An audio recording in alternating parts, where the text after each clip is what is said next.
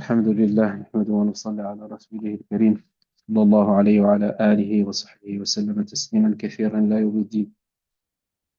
Euh, on reprend Inch'Allah après cette coupure à l'occasion du mois de Ramadan al-Mubarak, en espérant Inch'Allah que tout le monde a pu en profiter, recharger correctement les batteries et surtout garder la même dynamique après le mois de Ramadan.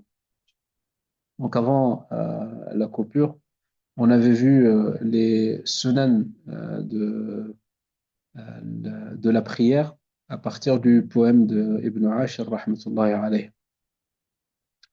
Et on a abordé également le statut du voyageur et du résident par rapport à sa prière. On a vu le regroupement des prières et le raccourcissement des prières qu'on appelle le jam'u wa at-taqsir. On va continuer, Inch'Allah, avec ce qu'il a appelé dans le poème Mandoubat Salah. C'est un terme qui est nouveau, mais qui définit une chose qu'on a déjà abordée quand on a étudié Ibn Ashir. Simplement, on l'a appelé autrement. Donc, dans les activités ou dans les actions de la prière, on a dit il y a les fara'id, il y a les sunan, et après, comment on l'a appelé dans l'Akhdari? Dans l'Akhdari, il a appelé ça le fada'il.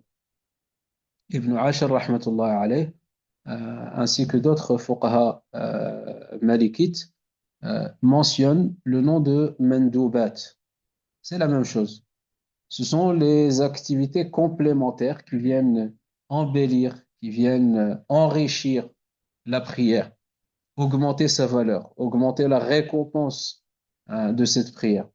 Et il nous dit, rahimahullah, mandoubuha tayamunu ma'a salam, تأمين من صلى عدا جهر الإمام وقول ربنا لك الحمد عدا من أم والقنوت في الصبح بدا ردا وتسبيح السجود والركوع سدل يد تكبيره مع الشروع وبعد أن يقوم من وسطاه وعقده الثلاث من يمناه لدى التشهد وبسط ما خلاه تحريك سبابتها حين تلاه والبطن من فخذ رجال يبعدون ومرفقا من ركبة إذ يسجدون. Donc dans cette partie du poème, il nous mentionne une partie des listes, une liste, la première partie des mandoubat. On verra la deuxième partie dans le reste du poème. Mais dans ces 6 vers-là, il commence à énumérer ce qu'il appelle mandoubat salah, les activités qui viennent compléter, qui viennent embellir la prière. La première qu'il mentionne, c'est le fait, donc il nous dit, rahimahullah, mandoubuha tayamun ma'a salam. At-tayamun, c'est le fait de tourner légèrement la tête vers la droite lorsqu'on fait le salam. Le salam chez les malikites, il se fait en face. D'accord? Le premier salam, il se fait où? Il se fait en face. Donc on dit Assalamu et la terminaison de la formulation, c'est à ce moment-là qu'on tourne la tête et le fait de tourner la tête, ça fait partie des mandoubat. Donc, Assalamu alaykum. Et chez les malikites, l'imam, il fait combien de taslim? Une fois. Al-ma'moum, il en fait combien? Deux. Hmm. Aw kama qal. Il fait deux ou trois. تقول لي هذه غريبة hein. Il fait un salam devant lui, comme l'imam. Assalamu alaykum. Ensuite, il fait le deuxième à droite. Et s'il y a quelqu'un à sa gauche, il fait salam à sa gauche. Si c'est le dernier du rang, il ne fait pas le salam à la gauche. Ça, c'est ma nassa alayhi al-malikiyya dans les livres de fiqh. Maintenant, jar al-amal, ce qui est maintenant communément répandu, c'est deux salams, jam'an bayna al-madhahib, Si on prie maintenant au Maroc ou en Algérie ou dans un pays où ils sont encore, où ils appliquent strictement le madhab, l'imam il fait un salam, ceux qui prient derrière ils font deux. Et si on prie maintenant l'Amma, on fait comme tout le monde. Pour pas parce que c'est une erreur, mais simplement ce que les fuqaha ils appellent le fait euh, il faut éviter d'être une exception dans l'environnement dans lequel on évolue. D'accord? Si les gens ils connaissent pas ce sunna-là, que nous on la met en pratique, on va être une cause de teshwish plus qu'autre chose. Sauf si on l'explique et qu'on fait un dars dessus, etc. Et après on le met en pratique. Les gens ils sont prévenus, ils sont au courant, ils sont sensibilisés. Mais venir comme ça au milieu de personnes qui ne pratiquent pas ça et le faire, et en plus certains de nos jeunes, Nassallah subhanahu wa ta'ala yahdihum, ils vont considérer que c'est fard et que tous ceux qui font pas ça, ils sont égarés. Là, on parle de mandoubat. C'est-à-dire, c'est même pas le niveau de la sunna, c'est mandoubat. Donc, important de comprendre cela, Inch'Allah. Donc, il nous dit, rahimahullah, mandoubuha tayamunu ma'a salam. Donc, le fait de tourner la tête légèrement en même temps que le salam. Ensuite, il dit, ta'minu man salla ada jahra al-imam. At-ta'min, c'est le fait de dire amin. Quand est-ce qu'on dit amin? Après la Fatiha. Ah. Laisse un petit peu d'espace parce qu'il y a beaucoup de يخلوش l'espace. Quand l'imam il dit Amin, puis généralement ils ont On dit va voir déjà, wesh, l'imam, il doit dire amin ou là là. Amin. Ah, d'accord.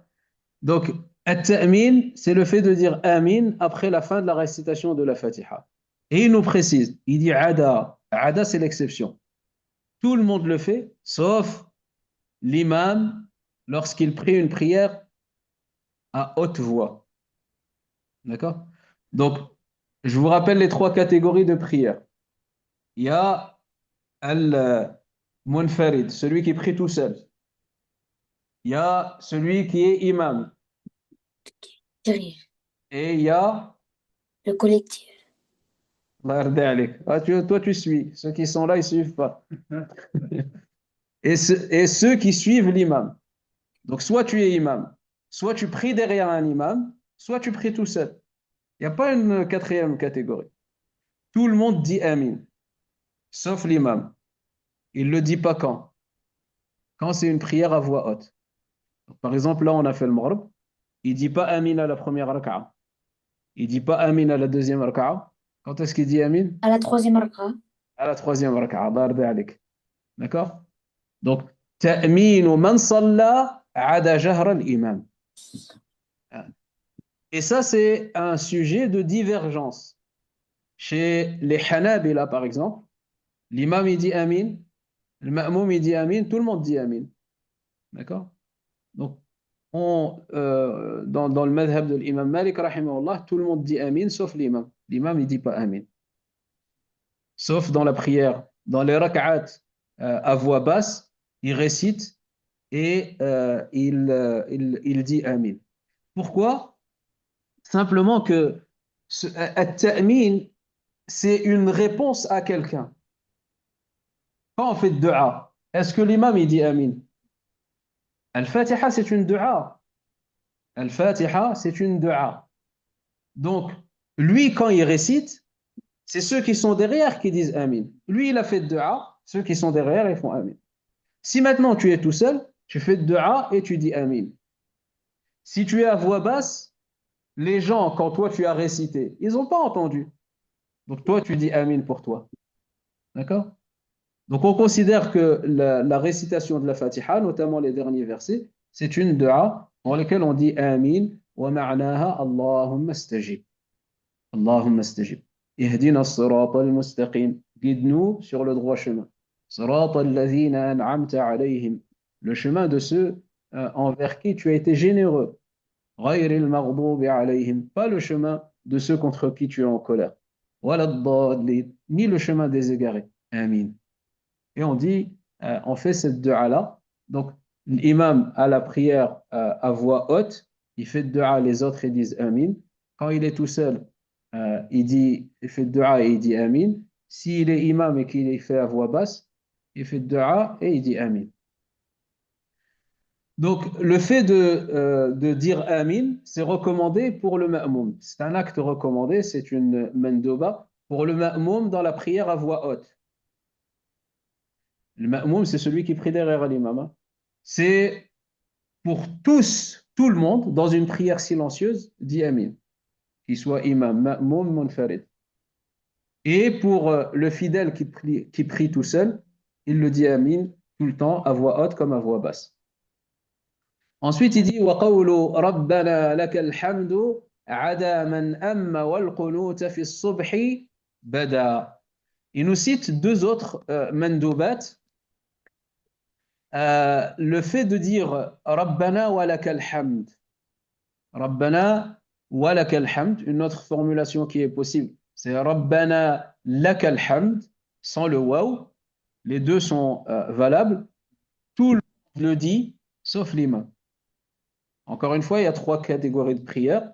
Celui qui prie tout seul, L'imam et le collectif. Sami'a Allahu liman hamidah, Rabbana wa lakal hamd. Il dit les deux. Celui qui prie en tant qu'imam, il dit Sami'a Allahu liman hamidah. Il dit pas Rabbana wa lakal hamd. Et celui qui prie derrière l'imam, il dit pas Sami'a Allahu liman hamidah. Il dit que Rabbana wa lakal hamd. D'accord? Non? Allahu a'lam. ما نعرف.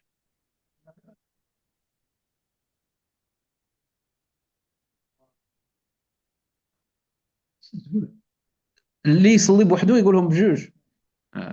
Donc le munfarid, celui qui prie seul, il dit les deux.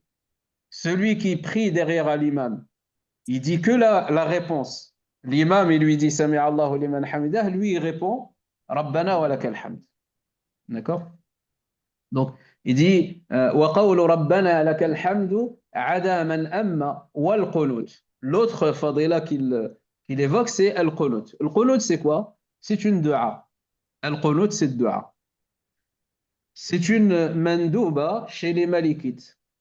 Dans la prière de l'Fajr, à la deuxième raka'a, avant le ruku'. Et chacun de ces éléments-là, c'est un mandoub. Le fait de faire dua, mandoub. Le fait de le faire à la deuxième raka'a, mandoub. Le fait de le faire avant le ruku', mandoub. Et le quatrième mandoub, c'est quoi? C'est la formule qu'on va utiliser pour faire cette dua. À la base, c'est n'importe quelle dua. Tu fais dua à ce moment-là. Le qunut, ça veut dire dua. Et il y a une formule qui est rapportée dans certains hadiths du prophète sallallahu alayhi wa sallam où la dua, elle est explicitée. Une dua particulière, on dit Allahumma inna nasta'inuka wa nastaghfiruka wa nu'minu bika wa natawakkalu alayk wa nuthni alayka al-khayra kullah nashkuruka wa la nakfuruk wa nakhla'u wa natruku man yafjuruk Allahumma iyyaka na'bud wa laka nusalli wa nasjud wa ilayka nas'a wa nahfid narju rahmatak wa nakhsha 'adhabak inna 'adhabaka al-jidda bil kuffari mulhiq. Cette dua-là, cette formule-là, c'est également un mandoub. Donc dans le qunut, on a 4 mandoub. Le fait de faire dua, le fait de faire dua selon cette formulation-là, le fait de le faire à la deuxième raka'a, le fait de le faire dans la deuxième raka'a avant le ruku', et il y a une cinquième. Je connais Goulhalina. À voix haute ou à voix basse, on l'a fait cette dua? À voix basse. Quand on fait le tarawih et que après Shaf' al-Witr, l'imam il fait dua, ça c'est qunut aussi. D'accord? Chez les Hanabila, ils le font dans le witr. Chez les Malikites, il n'y a pas de qunut au witr. Le qunut, il est à la prière de l'Fajr. Si vous allez dans un pays du Maghreb et que vous priez la prière de l'Fajr, derrière l'imam, vous l'entendez, il récite, et quand il a fini de réciter à la deuxième raka'a, silence. C'est pas qu'il s'est endormi, hein. Il est en train de faire le qunut. Il y a toujours un silence entre la fin de la récitation et le ruku'. C'est le moment du qunut. Jusqu'à il n'y a pas longtemps, les imams qu'on avait ici, ils faisaient le qunut. Maintenant, ça s'est perdu. Naam. Donc, il nous dit, rahimahullah, قول سمع الله لمن حمده آه، مش هذه. وقول ربنا لك الحمد ما سمع الله وقول ربنا لك الحمد عدا من أم والقنوت في الصبح بدا. Et il nous précise que le qunut, c'est dans la prière de الصبح. Ensuite, dans le vers suivant, il nous dit ridan. On va voir c'est quoi rida. وتسبيح وتسبيح السجود والركوع سدل يد وتكبيره مع الشروع. Donc là, il en a cité 5. Le premier, il nous dit Ar-Rida. Ar-Rida, c'est la partie haute du vêtement. D'accord?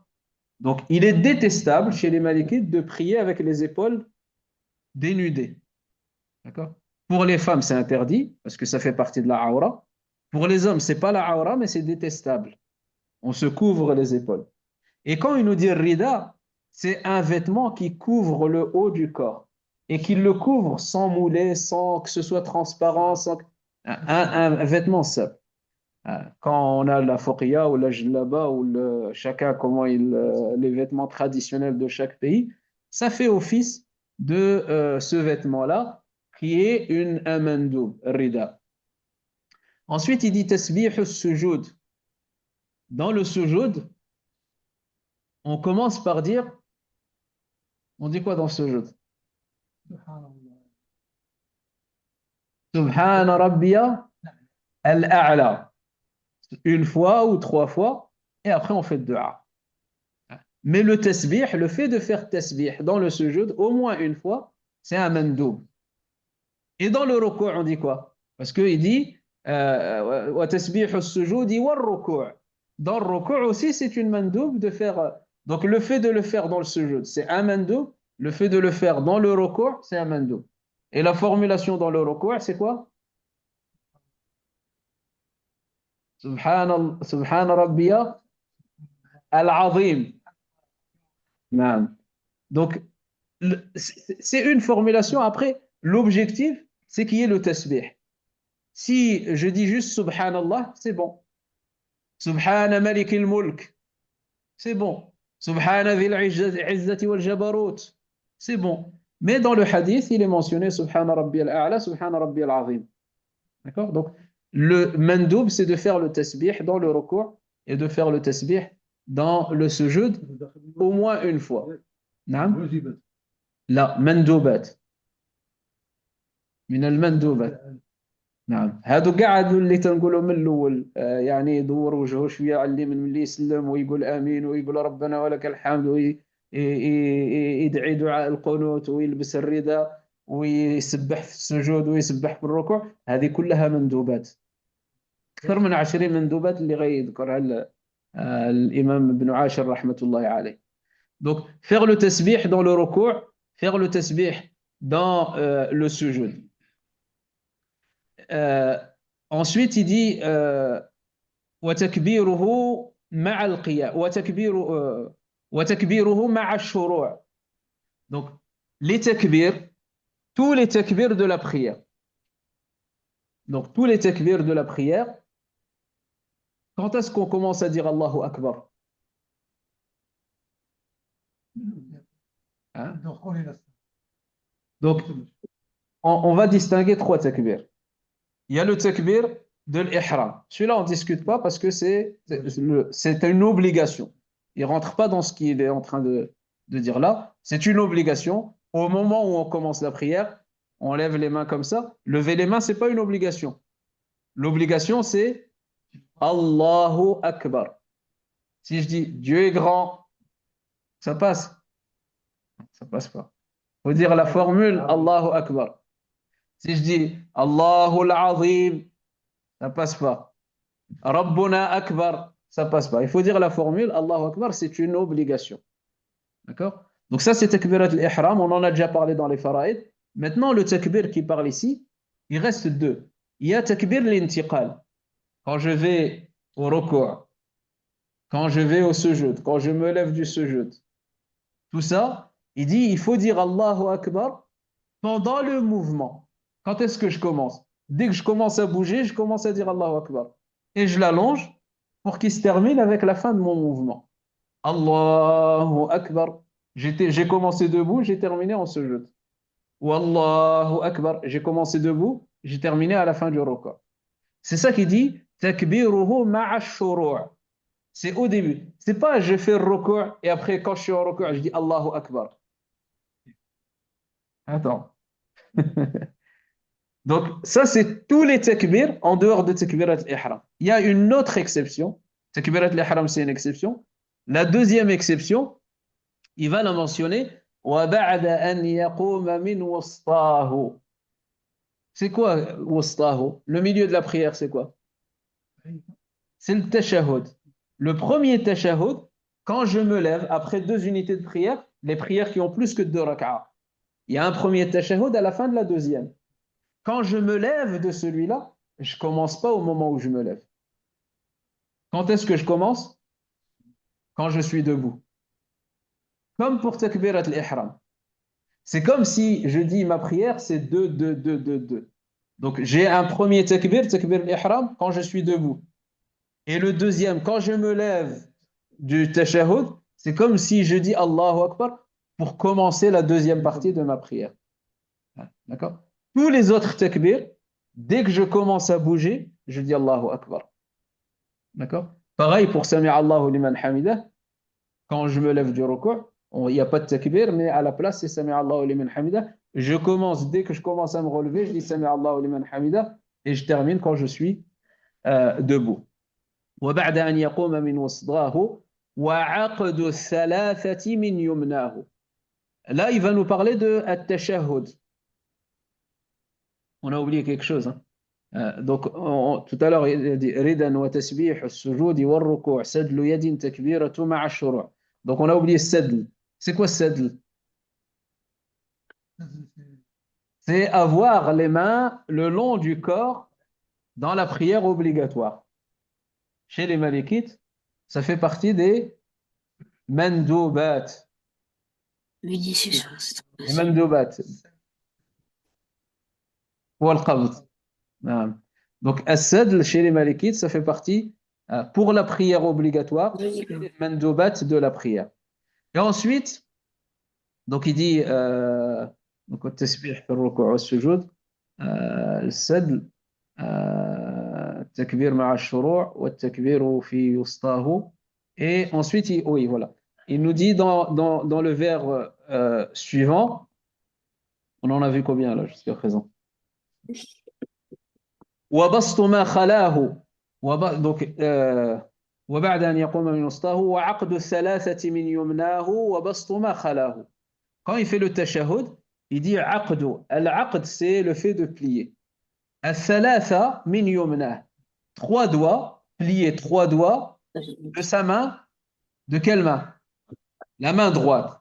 وبسط ما وبسط ما c'est comment? وبعد أن يقوم من وسطه وعقد الثلاثة من يمناه وبسط ما خلاه. Le reste, il est tendu. Donc, le tashahhud chez les Malikites, c'est comme ça. D'accord? Donc, l'index et le pouce, ils sont tendus. Et les 3 autres doigts de la main droite, ils sont pliés. D'accord? وَبَسْطُ مَا خَلَاهُ تَحْرِيكُ سَبَّابَتِهَا. Et après, c'est le fait de bouger l'index. Ça, c'est un autre mando. Donc, je suis comme ça, les deux sont tendus, et je bouge pendant que je récite le tashahhud. D'accord? وَتَحْرِيكُ سَبَّابَتِهَا حِينَ تَلَاهُ. Pendant qu'il récite le tashahhud. Donc, lorsqu'on récite le tashahhud, on étend ce qui reste de la main, c'est-à-dire l'index et le pouce, et on bouge l'index pendant qu'on récite le tashahhud. والبطن من فخذ رجال يبعدون ومرفقا من ركبة إذ يسجدون. Donc là, il va nous dire comment on se positionne pendant le sujoud. On a dit l'obligation du sujoud, c'est que le front il soit au sol. D'accord? Le front, l'obligation, هذا الفرض. Ensuite, le sunnah, on a dit c'est les 7 membres. En plus du front, le nez, les 2 mains, les 2 genoux, les 2 pieds. D'accord? Maintenant, il complète avec donc fard, sunnah, et il complète mandouba. Pour que notre On le sujoud plus haut. il soit complet, je vais éteindre les micros parce que ça perturbe un petit peu.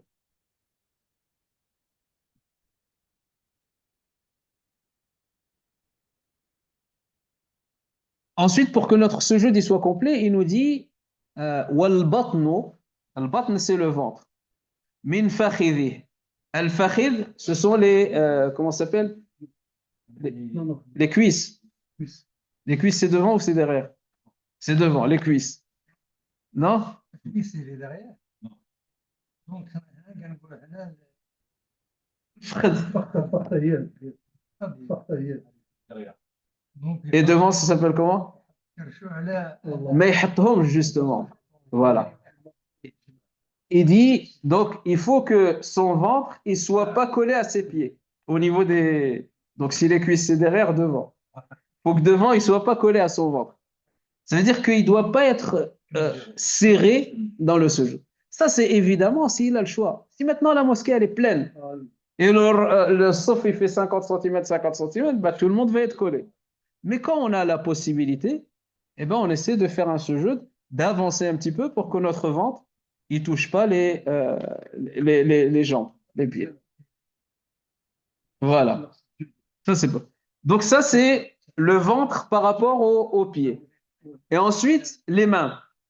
Donc les mains aussi, il dit il faut pas que les mains, elles soient, les coudes, ils soient collés au corps. Il faut éloigner les coudes. Donc les mains, elles sont, donc quand on est en sujoud, les mains, elles sont fermées en direction de la qibla. Et notre tête, elle est entre les 2 mains. Et ensuite, on décolle les coudes du corps un petit peu légèrement. Il y a des gens à côté de nous, donc c'est pas... D'accord? Et c'est pour ça que si on garde les mains, les doigts en direction de la qibla, on peut pas non plus... ça va nous forcer. C'est juste décoller le coude des hanches. D'accord? Et après, si on est serré, on est serré. Hein. Ensuite, donc il dit, ça, ces 2 sunnas-là, c'est que pour les hommes. Ces 2 mandoubat, c'est que pour les hommes. Pour les femmes, c'est au contraire. Il faut qu'elles soient regroupées. Ah. Le sujoud très proche, la tête proche du corps, c'est-à-dire que son ventre, il va se rapprocher des pieds. Et les mains également collées aux hanches. D'accord? La femme, elle se regroupe au maximum. L'homme, pour lui, c'est mandoub de s'éloigner un petit peu. Donc ça, c'est pour la première partie des mandoubat. Il n'a pas fini, c'est juste, je l'ai séparé en 2. Il nous dit, rahimahullah, dans la suite du poème, qu'est-ce qu'il a appris le poème?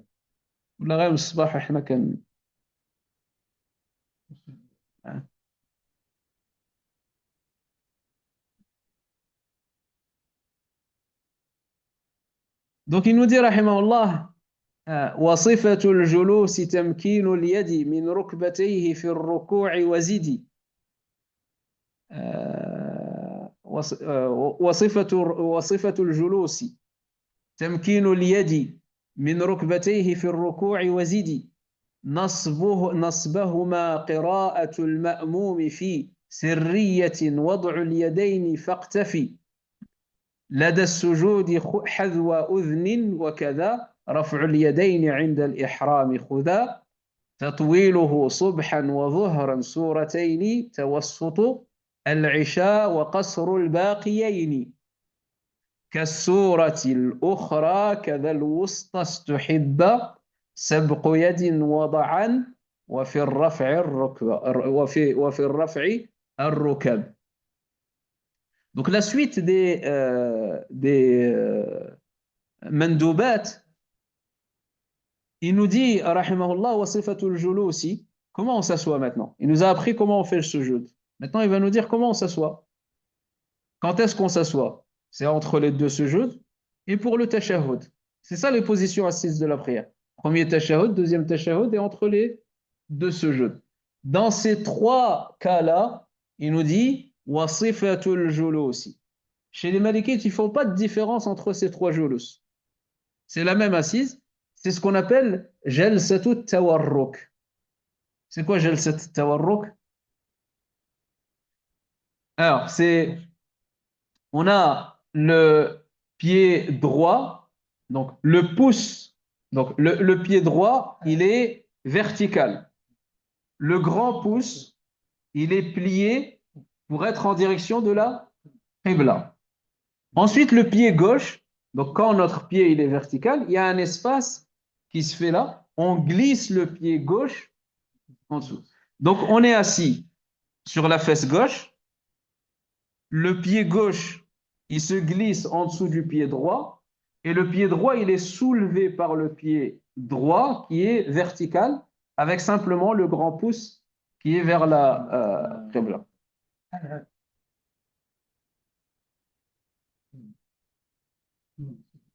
Il faut, voilà, ça c'est jalsat tawarruk. Quand on n'a pas habitué, c'est un petit peu compliqué. Mais avec l'entraînement, ça vient. D'accord? Ceux qui sont en distanciel, vous avez l'image. Ici, bon, c'est un peu en panne aujourd'hui. Vous n'avez pas l'image, mais je vous la mettrai, Inch'Allah, vous la recevrez dans le groupe. Donc, jalsatut tawarruk. C'est la posture entre les deux sujoud pour le premier tashahhud et pour le deuxième tashahhud. Donc, tamkinu al-yadi min rukbatayhi fi ar-ruku'. Ensuite, il nous dit, donc il a dit sifatul julus, c'est tawarruk. Et ensuite, maintenant, il nous apprend, on a fait le sujoud, on a fait le julus. Qu'est-ce qui nous manque? Ar-ruku'. Il dit tamkinu al-yadi min rukbatayhi fi ar-ruku' wa zidi. L'obligation dans le ruku', c'est d'être incliné. D'accord? D'être incliné et les mains proches du coude. Les mains proches du coude, des genoux. D'accord? Là, le mandoub, c'est que tu attrapes bien les genoux. Tamkinu liyadi, c'est que les mains soient bien posées fermement posées sur les genoux pendant le ruku'. D'accord? Ensuite, il dit nasbahuma qira'atun. Donc, il faut que les mains elles soient bien sur les genoux et que les genoux ils soient droits. On ne doit pas être plié, les jambes pliées. Les jambes elles doivent être bien droites. Ça veut dire que les genoux ils sont bien reculés. Donc être comme ça, les mains sur les genoux et le dos droit et la tête dans la continuité du dos. La tête elle n'est pas rentrée et elle n'est pas levée. Elle est dans la continuité du dos. Les yeux par terre. D'accord? Ensuite, il nous dit, rahimahullah, qira'atul ma'moum fi sirriyatin. La lecture du ma'moum, de celui qui est derrière l'imam. L'imam, il est en train de réciter à voix basse. Eh bien, celui qui prie derrière l'imam, on ne va pas dire qu'il a l'obligation de réciter. On dit c'est mandoub, c'est recommandé pour lui de réciter aussi. S'il n'entend pas l'imam, il doit réciter. Il doit. Si je dis il doit, c'est une obligation. Il est recommandé pour lui de réciter. S'il ne le fait pas, sa prière, elle est valide. Même la Fatiha. D'accord? Il prie de Dhuhr derrière l'imam et il ne récite pas le Fatiha. Sa prière, elle est valable ou pas? Elle est valable. Pourquoi? Parce que la récitation de l'imam, elle compte pour ceux qui prient derrière lui. Par contre, s'il est tout seul et qu'il ne récite pas le Fatiha, là, il n'a pas de prière. D'accord? Mais s'il prie derrière l'imam et que l'imam, il récite à voix basse, ben lui, on va dire que c'est recommandé pour toi de réciter toi aussi. Parce que tu n'entends pas l'imam. Si l'imam, il récite à voix haute, Là, on va lui dire, tu récites pas. Qu'est-ce que tu fais? Tu écoutes. Tu écoutes la récitation de l'imam, c'est suffisant pour toi. Tu ne dois pas réciter. D'accord? Donc, qira'atul al-ma'moumi fi sirriyatin. Ensuite, il dit wad'u al-yadayni faqtafi. Lever les mains lorsque tu fais le takbir de l'ihram. Lorsque tu fais le takbir de l'ihram, on a dit l'obligation, c'est de prononcer Allahu Akbar. Mais c'est recommandé, en même temps que tu récites Allahu Akbar, de lever les mains. La paume des mains vers la Qibla, le haut des doigts au niveau des oreilles et le bas des mains au niveau des épaules. D'accord? Allahu Akbar. D'accord? Donc, نصبهما قراءة المأموم في سرية وضع اليدين فاقتفي. Le fait de se maintenir, de se maintenir droit, ça c'est dans le recours. La lecture de l'imam lorsqu'il récite à voix basse et la position des mains pour le takbir de al-ihram, tout ça c'est des mandoubat. لدى السجود حذو أذن وكذا رفع اليدين عند الإحرام. Donc ça c'est la position des mains lorsqu'il est dans le takbir. Il nous parle aussi de la position des mains. Donc, dans le takbir l'ihram. Les autres takbir, chez les malikites, on ne bouge pas les mains. D'accord? Il n'y a pas de mouvement des mains pour les takbir. Il y a le mouvement pour le takbir l'ihram et dans certains avis du madhab, pour le premier takbir après le tashahhud. Et ensuite, la position des mains pour les sujoud, on l'a mentionné tout à l'heure, c'est mettre les mains au niveau de ses oreilles. En vérité, c'est les mains qui se posent d'abord. Mais on les pose à l'endroit où on va faire le sujoud pour que notre tête, elle soit positionnée entre les deux mains. Ni trop devant, ni trop derrière.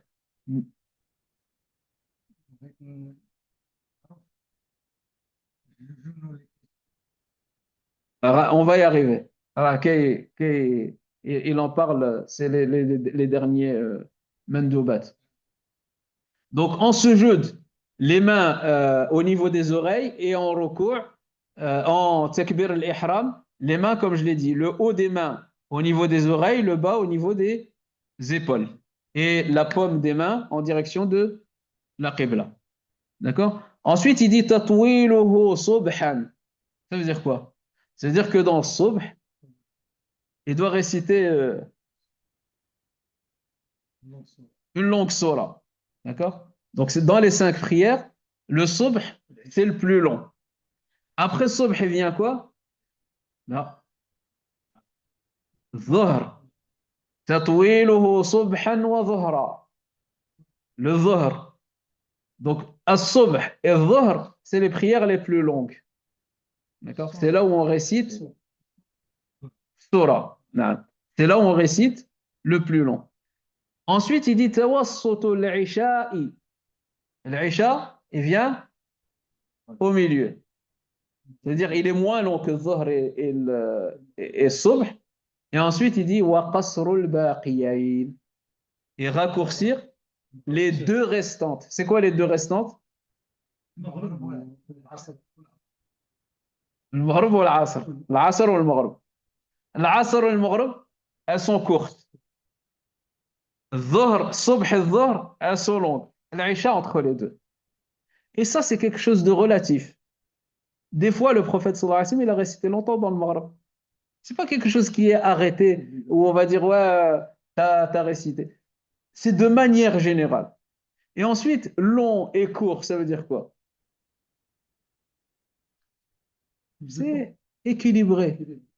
Si tu prends tes 5 prières, ben, le Dhuhr et le Subh, ils doivent être plus longs que l'Isha. Et l'Isha, il doit être plus long que l'Asr et le Maghrib. D'accord? Donc, ça, c'est des mandoubat. On va y arriver. Tatwiluhu subhan wa dhuhran suratayni. Également ordonné entre les deux sourates. Dans Subh, dans Dhuhr, dans l'Asr, dans le Maghrib, dans l'Isha. Les deux premières rak'a, quand il y a plus que deux, tu récites As-Surah, Al-Fatiha et Surah dans la première raka'a, Al-Fatiha, As-Surah dans la deuxième raka'a. Et il te dit, la Surah de la deuxième raka'a, elle doit être plus courte que la première raka'a. C'est-à-dire que la première raka'a, tu récites plus longtemps. Toutes les prières.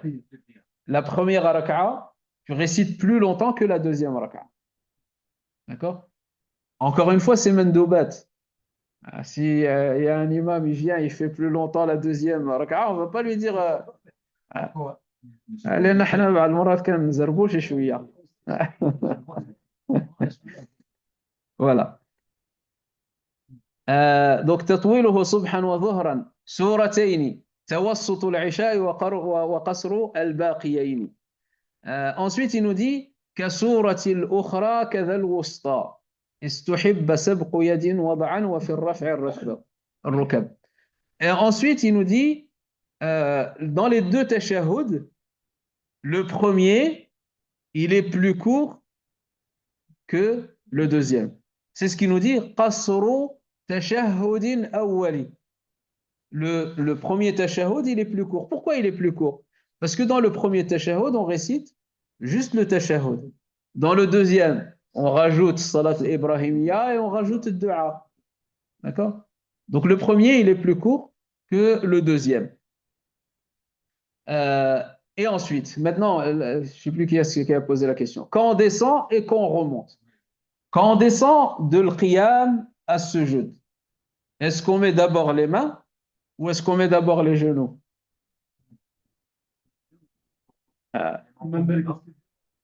Il dit, l'imam Malik, rahmatullahi alayhi, il dit, sabqu yadin wad'an. Sabqu yadin wad'an. Quand tu descends, tu mets d'abord les mains. وفي سبق يد رفعا وضعا وفي الرفع الركب. Et quand tu te lèves, c'est quoi qui doit se séparer du sol en premier? Les genoux. Donc quand tu descends, tu mets d'abord les mains et après les genoux. Et quand tu te lèves, tu retires d'abord les genoux et les mains en dernier.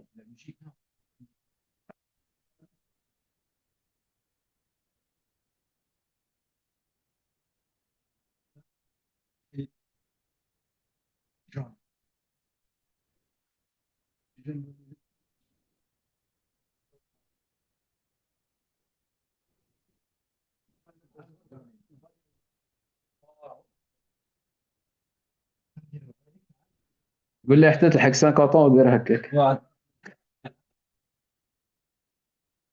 Après, لأن عند الحنابلة مثلا الإمام أحمد بن حنبل رحمة الله عليه عنده العكس.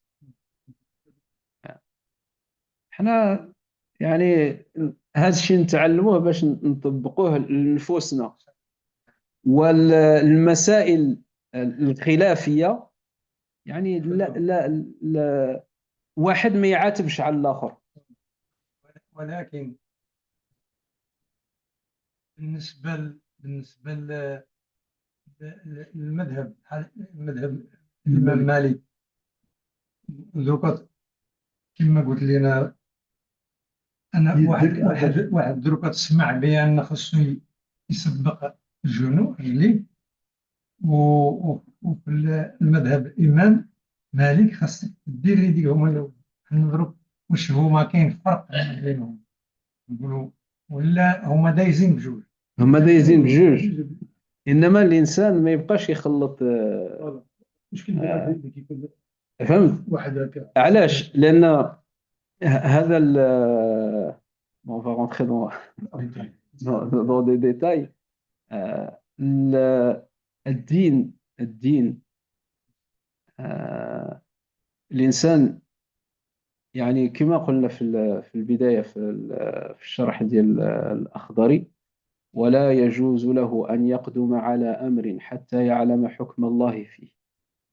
ما يقومش بواحد الحاجة حتى يتعلمها. فين غيتعلمها؟ غيتعلمها عند العلماء. فين هاد العلماء اللي غنتبعوهم؟ هم الأئمة الأربعة المتبعون. وهذو ما جابوش شي حاجة من رؤوسهم. وعندما يكون عندهم واحد الخلاف في مسألة، يعني الخلاف ليس في الحديث ولا في الآية، بل في فهم الحديث وفي فهم الآية. وأعطينا لهذا مثال في البداية لما قلنا، لما أمر النبي صلى الله عليه وسلم الصحابة قال: لا يصلين أحدكم العصر حتى يصل إلى بني قينقاع. الأولين فهموا أن صلاة العصر ما نصليوها حتى نوصلوا، الله يجعلنا نوصلوا مع العشاء، لأن النبي صلى الله عليه وسلم قال ما تصلوش حتى توصلوا. الآخرين اش فهموا؟ قالوا يعني إله راه قال لكم النبي صلى الله عليه وسلم سربيو باش توصلوا قبل العصر. فالنص منهم، النص منهم وقفوا وصلوا العصر، الآخرين قالوا حنا لا حتى نوصلوا. وصلوا، فات وقت العصر، صلوها بعد وقته. الحديث شحال من حديث كان؟ واحد، لكن الفهم ديال الحديث مختلف فيه. وبجوجهم يعني عندما الانسان يفهمهم باللغه العربيه، احنا المشكل ديالنا ما كنعرفوش الاساليب ديال اللغه العربيه وبغينا نفهموا الكلام ديال العربيه ما كنفهموش، خليه يعني المعاني ديال هذاك الكلام. وكل واحد بغى يفتي، يقول لك لا سيدي هذا تطبيق الحديث، وماله الاخر تيطبق الزبور. كلهم كيطبقوا الحديث. فاحنا عندما نتبعوا أئمة دازت عليهم عشرة ديال القرون ولا 11 قرن، ودوك العلماء الأولين ما قال لهمش راه غير كتخربقوا، نجيو حنا في الزمان ديالنا نقول هادو راه ما فهموش الحديث. الإنسان يعني يحترم راسو شي شوية. فلهذا تيقول لك يعني هنا فاش يقول لك اختلاف الاختلاف في أمتي رحمة. الإمام مالك قال يعني حسب يعني الفهم اللي توصل له، قال واحد المسألة وخالفوه أئمة أخرين، يعني احنا نتبعوا واحد منهم، واللي تبعناه فيهم راه حنا على خير. غير ما نجيبوش شي حاجة من روسنا نقولوا هذاك راه ما فهم وهذاك ما فهم وانا اللي فاهم. الإنسان ما كيعرف يكتب حتى السمية ديالو.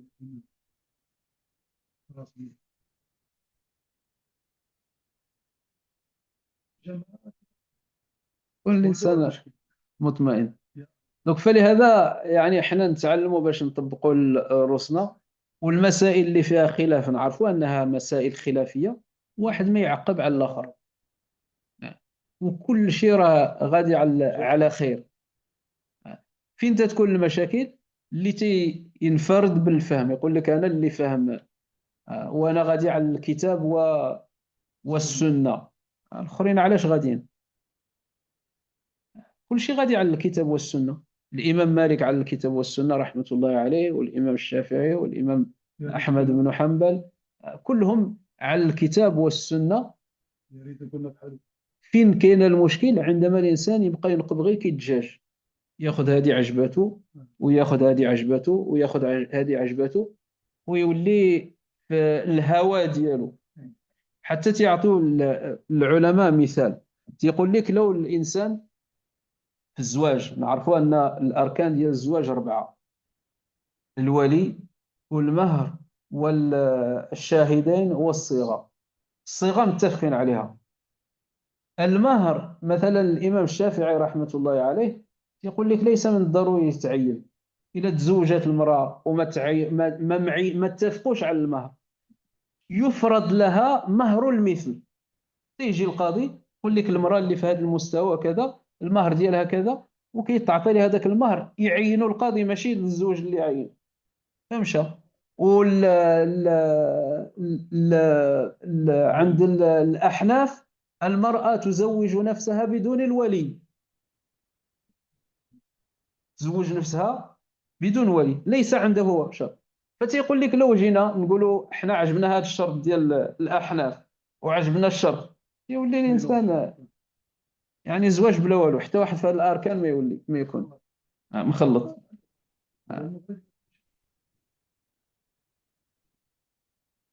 Donc ça c'est pour les parce qu'on est passé en arabe hein. خلونا مع On est passé on revient en français, Inch'Allah.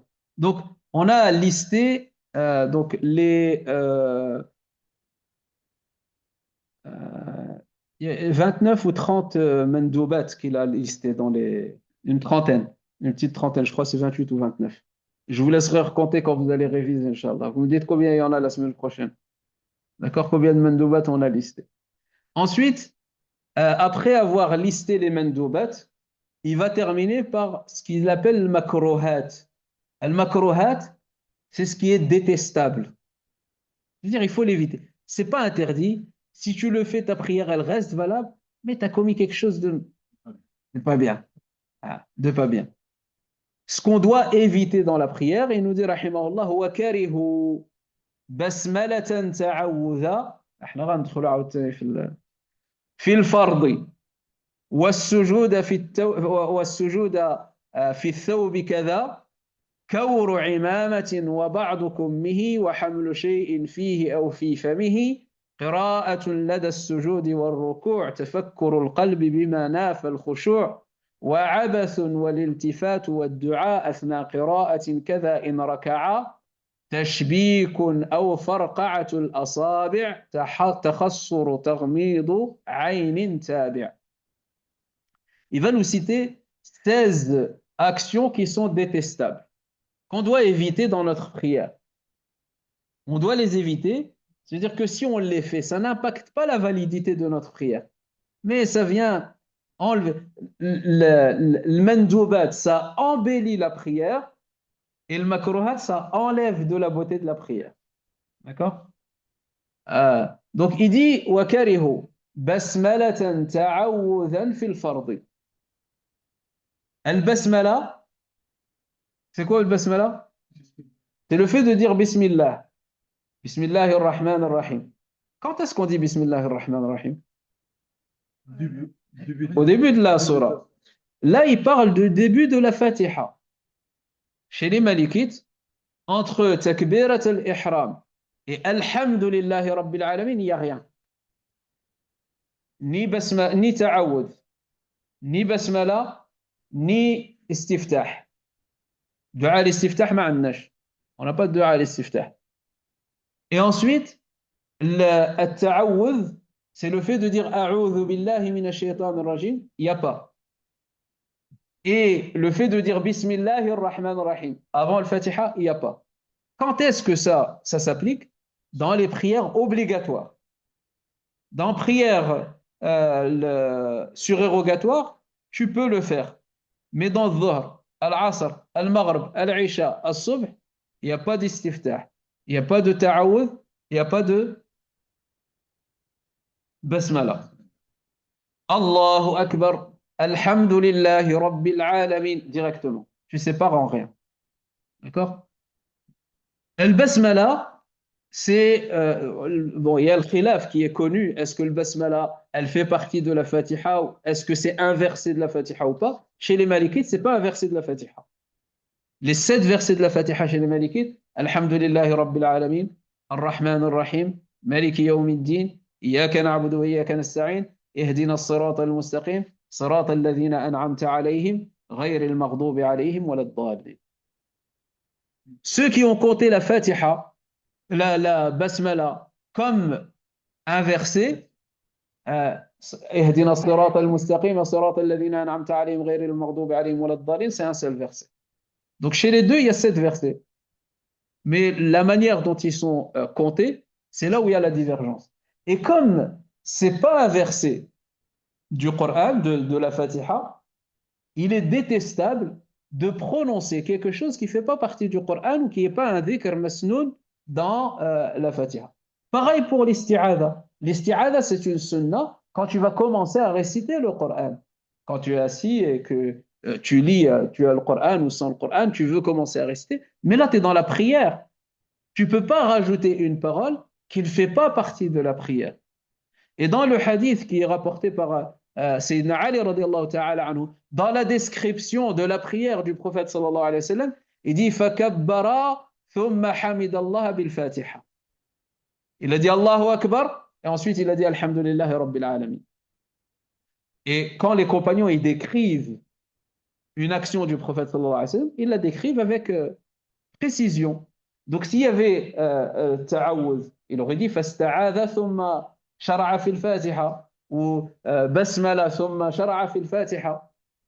Donc c'est pour ça que ça fait partie des actes qui sont détestables dans les prières obligatoires. Donc quand vous entendez l'imam dans Tarawih, il rentre et dit A'udhu billahi sami al-alim minash shaitan rajim, ça c'est pas une prière obligatoire. Il peut. Faut faire la distinction.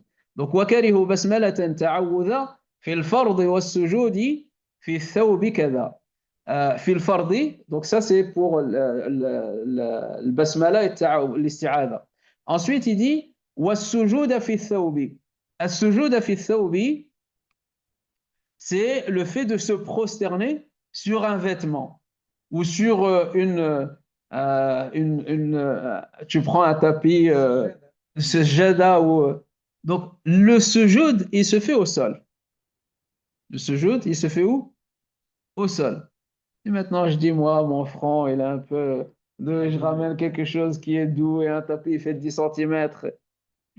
J'ai fait ma prière elle est valable. On est en train de parler d'actes détestables. Mais la prière, c'est un acte dans lequel tu dois te montrer humble. Tu ne vas pas chercher quelque chose où tu vas. Ah. Le sujoud, c'est vraiment le moment où tu dois te sentir le plus petit devant Allah subhanahu wa ta'ala. وأما السجود فعظموا فأما الركوع فعظموا فيه الرب وأما السجود فاجتهدوا في الدعاء فقمن أن يستجاب لكم. Un endroit où tu dois te montrer très petit. Et toi, tu vas ramener quelque chose où tu vas te lever avec du confort, avec du... ça colle pas. Donc c'est pour ça, on te dit, ou alors il va prendre, par exemple, il a des longues manches, il dit, moi, je vais pas, le sol, il est un peu, il y a de la poussière, je veux pas. Il va prendre son manche et il va prier sur le... Ça, c'est détestable. C'est pour ça qu'il dit, fi thawbi, se prosterner sur son vêtement. Ah, tu es là, tes manches ils sont un peu longues, tu les tires un peu et tu poses ta tête sur le top. C'est un acte détestable, se prosterner sur un vêtement ou ce qui va faire office de vêtement qui va être en contradiction avec, avec comment on dit, tawadu', la simplicité, le fait d'être humble qui est attendu de toi dans le recours. Et donc, ça, c'est un vêtement. Pareil, quelqu'un qui a une amama. Ah, nous, nos grands-parents, ils avaient l'amama. Il y a qu'à se dire. Ah. Si cette amama, elle est au niveau des cheveux, il n'y a pas de problème, le front, il est libre.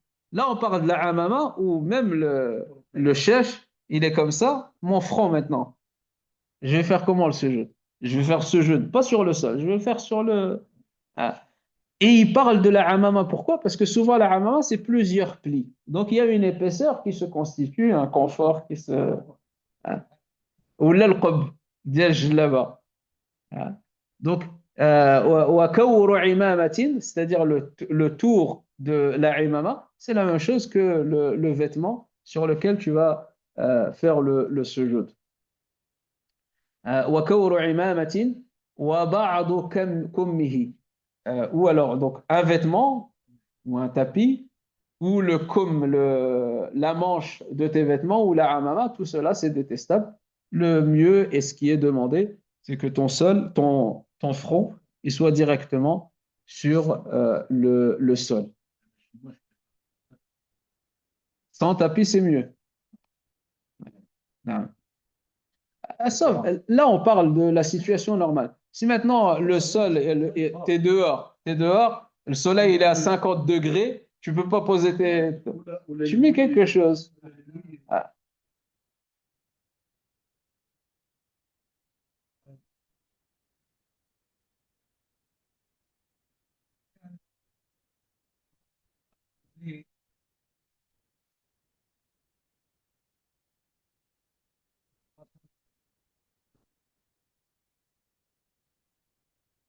Là, le but, c'est de dire on fait ce sujoud au sol directement.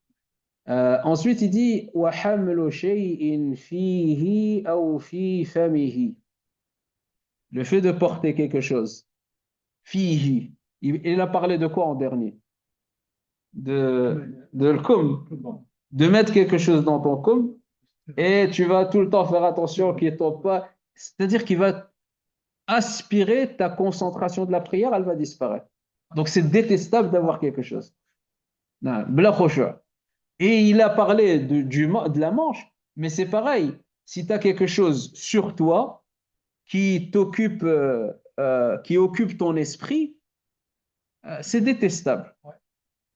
Tout ce qui va détourner ton attention, c'est détestable dans la prière.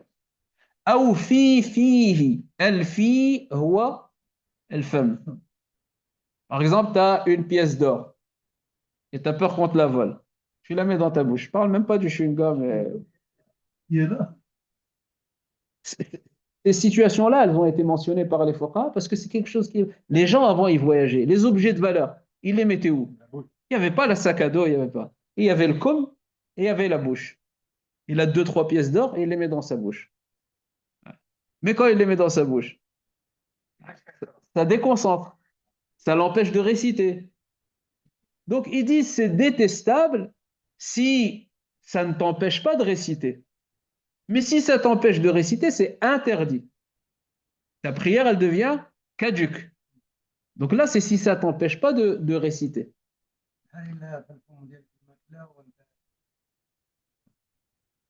هذيك صرتها قبل ما تدخل في الصلاة. وحمل شيء فيه أو في فمه. Donc ça, c'est détestable. Et on précise, si ça l'empêche d'avoir une lecture correcte, eh ben, ça devient haram et sa prière, elle est invalide. قراءة لدى السجود والركوع. Parmi les actes qui sont détestables également, c'est de réciter le Coran pendant que tu es en ruku' ou pendant que tu es en sujud. La lecture du Coran, elle se fait dans la position debout, uniquement. En ruku', en sujud, on a dit c'est recommandé de faire tasbih. Dans le sujud, dua, mais la récitation du Coran, non. Avec l'intention de dua, pas avec l'intention de le Coran. Si tu fais avec l'intention de le Coran, mais est-ce que tu la récites avec l'intention de Fatiha ou avec l'intention de dua? C'est comme si tu dis Rabbana atina fid dunya hasana wa fil akhirati hasana wa qina adhaban nar. Si c'est dua, ton intention, ah Rabbi subhanahu wa ta'ala, il sait ce qu'il y a dans ton cœur. Si tu as fait dua, c'est autorisé. Si tu as récité la fin de Surat Safa, d'accord? Donc la récitation, elle est détestable dans le sujud et dans le ruku'. Et elle est autorisée dans le sujud si c'est avec l'intention de dua. D'accord? Ensuite, il dit tafakkurul qalbi bima nafa al-khushu'. Le fait que ton cœur ou ta concentration, elle va vers quelque chose qui efface la concentration. Tu réfléchis à quelque chose. Ils disent, c'est une noquette. Il dit, un, il a prié le Dhuhr derrière l'imam. C'est un commerçant. Il a prié derrière l'imam. Et à la fin, quand il a fini le Dhuhr, il a dit, l'imam, il te manque une raka'a. Il a dit, comment ça, il me manque une raka'a? Il a regardé les autres, est-ce qu'il me manque une raka'a? Ils ont dit, oui. Il a dit, comment tu sais qu'il me manque une raka'a? Il dit, parce que d'habitude, dans le Dhuhr, j'arrive à faire le compte de mes 4 magasins pendant que je fais le Dhuhr. Là, il me manquait le 4e magasin. Ah. Donc, la concentration, et on l'a dit tout à l'heure dans l'Akhdari, rahimahullah, c'est le robinet qui te permet de profiter de ta prière. Si tu n'as pas la concentration, tu as fermé ce robinet-là. On va pas dire, ça veut dire que tu as fait l'obligation de la prière. Tu n'es plus redevable de cette prière-là, mais tu n'as pas tiré de profit. Alors que l'objectif de la prière, inna salata tanha anil fahsha'i wal munkar. Et c'est ça aujourd'hui. Il dit ouais, nous, on fait la prière, mais on continue à mentir. On fait la prière, mais on continue à prendre les droits des autres. Pourquoi? Parce qu'on a fermé le robinet de notre prière. On fait la gymnastique, on récite les paroles qui sont données, mais le cœur, il est absent. Donc, c'est pour ça qu'il nous dit le fait de penser à tout ce qui contredit la concentration, le recueillement dans la prière, tout ça c'est détestable. Penser à dunya, penser au bien de dunya, tout ça c'est détestable. Si cette pensée-là, elle ne nous détourne pas des actions de la prière. Si maintenant je pense tellement que je ne sais plus si j'ai fait 2 rak'ahs ou 4, ça y est, c'est plus, t'es sorti de la prière. Là, on parle d'une pensée qui part et tu reviens et tu sais combien de sujud tu as fait, tu sais combien de rak'ahs tu as fait, etc. D'accord? C'est ça qui est makruh. Mais l'autre, où tu sais plus si tu as fait, si tu es à la première ou à la quatrième rak'ah, tu n'as plus de prière. Voilà.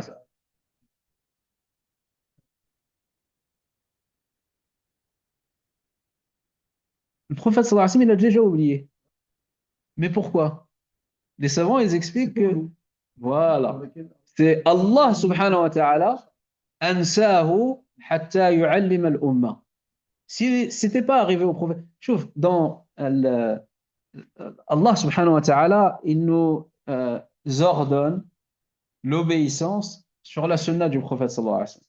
Beaucoup de choses dans la vie intime du prophète sallallahu alayhi wa sallam. Ce qui se passe à la maison, entre lui, ses épouses, avec ses enfants, même s'ils sont décédés petits, ou les jeunes qui étaient avec les anciens. Tout ça, c'est pour que la Ummah ils reprenne cette tradition du prophète sallallahu alayhi wa sallam. Pareil, quand il a oublié le sujoud, le tashahhud, et qu'il s'est levé, de l'autre histoire où il a prié avec ses sandales et qu'il les a enlevées au milieu de la prière, et tous ceux qui étaient derrière, ils ont enlevé eux aussi leurs sandales. Il a dit non, moi c'est parce que Jibril est descendu, il m'a dit qu'il y avait une impureté qui était collée sur mes sandales, et je ne peux pas prier avec une impureté. Donc, ces situations-là, on ne peut pas dire que c'est des erreurs du prophète sallallahu alayhi wa sallam, c'est des situations d'enseignement pour la Ummah.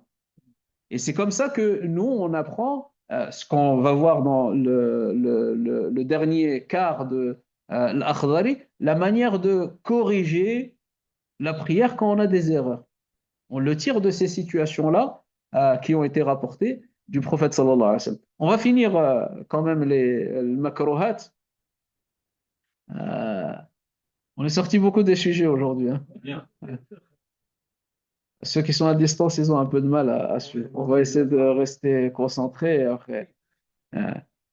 Donc, تفكر القلب بما نافى الخشوع وعبث والالتفات أثناء قراءة كذا إن ركع. Donc, ensuite, il nous dit le fait de s'agiter, le fait de se détourner, ou le fait de faire dua pendant la lecture ou dans le ruku'. Al-abath, c'est le fait de bouger beaucoup. Il garde sa veste, après il se coiffe, après il remet son robe, après. Il dit, ça, c'est en petite quantité, c'est détestable. Mais si quelqu'un le regarde et il dit, Hada, il n'est pas en prière, il n'a pas de prière. Tellement il bouge, tu ne sais pas s'il est en prière ou s'il ne prie pas. Lui, ça y est, sa prière, ça veut dire que les gestes qui ne font pas partie de la prière, ils sont plus nombreux que les gestes de la prière. Il a annulé sa prière. Donc c'est détestable quand c'est en petite quantité. C'est détestable de remettre son vêtement correctement, de jouer avec sa barbe. Si ce n'est pas un geste qui est nécessaire, il n'a pas de place dans la prière, sauf s'il fait partie des gestes de la prière. Le fait de te moucher, si c'est nécessaire. Si c'est nécessaire, tu te mouches. Mais al-abath, c'est le geste qui ne fait pas partie de la prière et qui n'a pas de nécessité.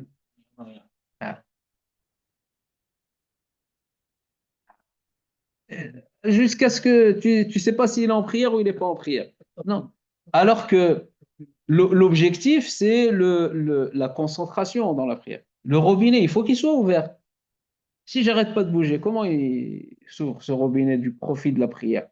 Ah, donc, ça, c'est l'abath. Al-iltifat, c'est le fait de se détourner, de tourner, de regarder à gauche, à droite, en haut, en bas. Ah, regarde l'heure. Ah, donc, le fait de se détourner, là, on parle juste la tête. Amma s'il détourne le corps et qu'il s'est détourné de la qibla, sa prière, elle est annulée. S'il fait simplement ça avec sa tête, c'est détestable. Mais sa prière, elle reste valable. Donc, jouer avec ses vêtements, se tourner. Et ensuite, il nous dit وَالدُّعَاءُ أَثْنَى قِرَاءَةٍ كَذَا إِنْ رَكَعَ. Donc, on a dit, dans le ruku' et le sujoud, c'est détestable de réciter le Coran. Et quand il est debout, c'est détestable de faire dua. Ah, d'accord? Donc, quand il est debout, il ne fait pas de dua. Quand il est en ruku', il ne fait pas de dua. Il n'y a pas de dua dans le ruku'. C'est détestable chez les malikites. Ad-dua, c'est dans le sujoud et avant le salam. C'est là les endroits de dua dans la prière. D'accord? والدعاء أثناء قراءة كذا إن ركع. هذا تسبيح. نعم. سبوح قدوس رب الملائكة والروح سبحان ذي العزة والجبروت سبحان ذي الملك والملكوت. Toutes les formulations de tasbih, on les utilise dans le ruku'. Dans le sujoud, il y a le tasbih qui est mandoub, une fois ou trois fois, subhanallah ou subhana rabbi al-a'la, et après c'est le dua. Fajtahidu fi dua. Dans le hadith, le prophète sallallahu alayhi wa sallam, il dit amma al-ruku' fa'azzimu fihi al-rabb, wa amma al-sujud fajtahidu fi dua faqaminun an yustajaba lakum. Quant au ruku', grandissez Allah subhanahu wa ta'ala. Glorifiez Allah dans le ruku'. Et dans le sujoud, faites l'effort dans les du'a parce que c'est le moment où ils sont le plus acceptés. Non.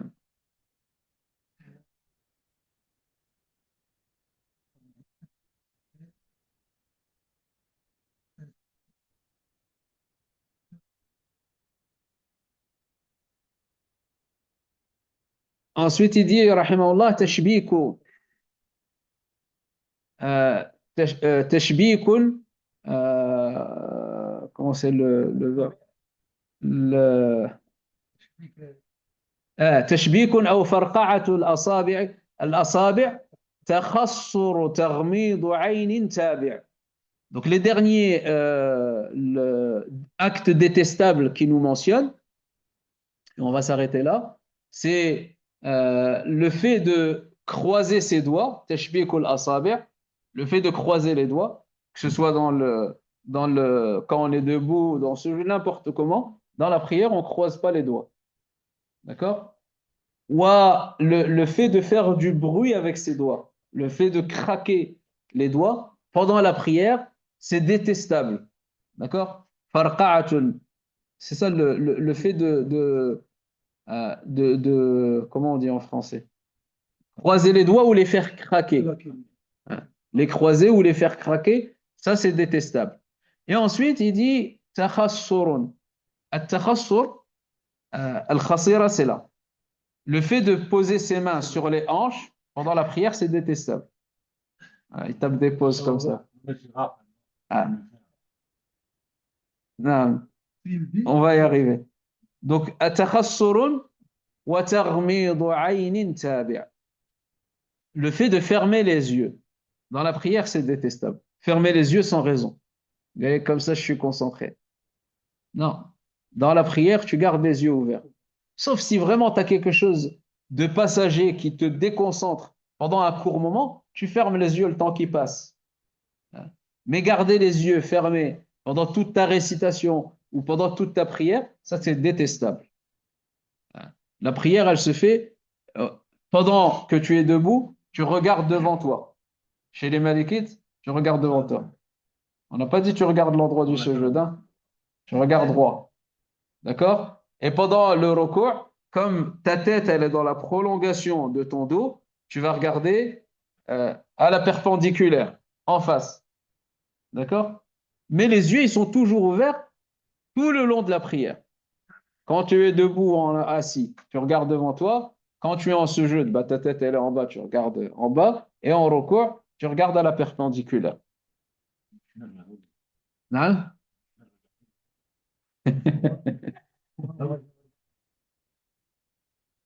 عند المالكية النظر يكون إلى ما يعني en face de toi الحاجة اللي هي مقابلة لك. Donc, croiser les doigts, faire craquer les doigts et de fermer les yeux dans la prière sans nécessité.